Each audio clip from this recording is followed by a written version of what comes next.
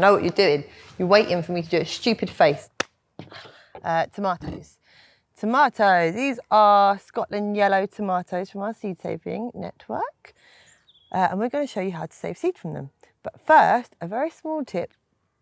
I have found a number of really good growing varieties of tomato from trying a nice tomato that I've got, like an organic tomato from a farmer's market.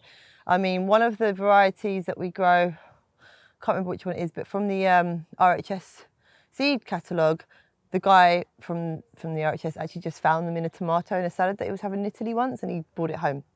So you can actually, because tomatoes are self-fertile, largely. Oh, hello. I think that's one of those parakeets. There's always something, isn't there? Anyway, he saved a tomato from a salad he had, and it grew true to seed. Because they are self-fertile, largely. Most tomatoes are self-fertile. So unless you're unlucky and you've got a hybrid, like an F1 variety, which a lot of supermarkets sell, from something like a farmer's market, an heirloom variety is probably very likely. So if you like a farmer's market tomato, you could try to sow it and see if it grew into a similar tomato the next year. So that's just a little tip. But when we're saving tomato seed, it's covered, you know, with tomatoes, they're covered in that juicy, gooey stuff that surrounds the seed.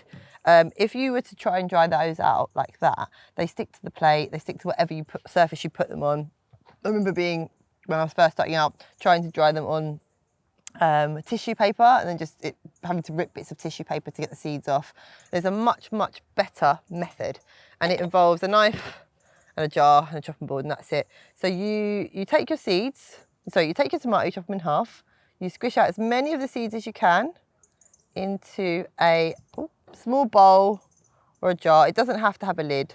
The lid's not so important. It's nice for it to have a covering of sorts in case flies and things land on it, but it could be covered with a bit of muslin or a tissue, anything. So I'm gonna cut through my tomatoes. Wow, these are really fleshy tomatoes. I forgot what these are like. Oh, by the way, this year, all our tomatoes got blight, as many of you know. And so we have been donated some tomatoes by a lovely lady called Jo, who grew them out in like a covered area, and they were safe from blight. So thank you, Jo, for donating those to us. So what I'm going to do is squish them all into a jar, like so.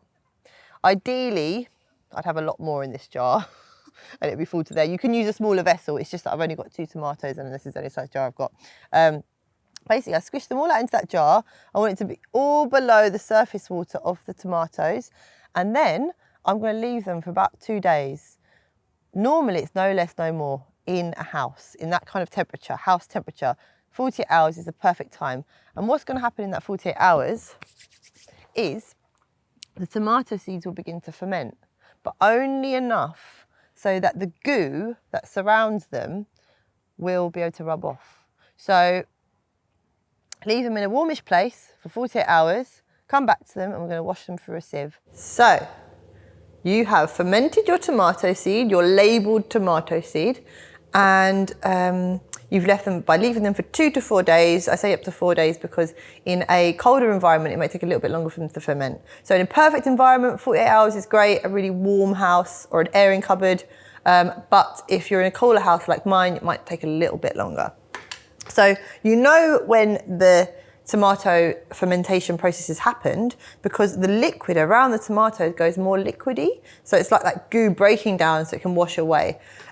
Now we're going to run you through what equipment we're going to need for saving seed from our tomatoes. So we need our tomato seed. I use a little spoon, a sieve, and something to lay the seed out to dry on. Something like, this is a silicone baking tray, or you can even just get a normal baking tray lined with baking paper, or even sometimes I'll just use a plate. But don't use anything too absorbent. I made big mistakes by using tissue, and they will get stuck to the tissue, and then you have little bits of tissue stuck to every single seed. So that's the equipment you need. Then what you're going to do is you're simply going to take your tomato seed, pour it into your sieve, and wash it under the tap while the tap is running, rubbing through the tomato seed to collect the tomatoes in the sieve and get rid of all the icky liquid down the sink hole drain. So we've got our little tomato seeds all laid out. These really have to go somewhere dry and warm now, because if you put them somewhere they're going to stay wet, they're going to mould. So somewhere dry and warm, next to a nice breezy place, on top of a radiator that's not too hot. We don't want to denature the seed with too much temperature, or next to a radiator is a really good place until they're fully dry. And when they're fully dry, they'll be crispy. There won't be any liquid on them, obviously. You just have to release them from whatever you've got them on. So I'll take a little spoon and just kind of shuffle them off, and then put them in a little bag or a pot or a jar, and just make sure that you label what they are, so you know what they are and what year they were collected. And that seed you can then send back to us, give to your neighbours, or grow for yourself for next year. That's how you save tomato seed.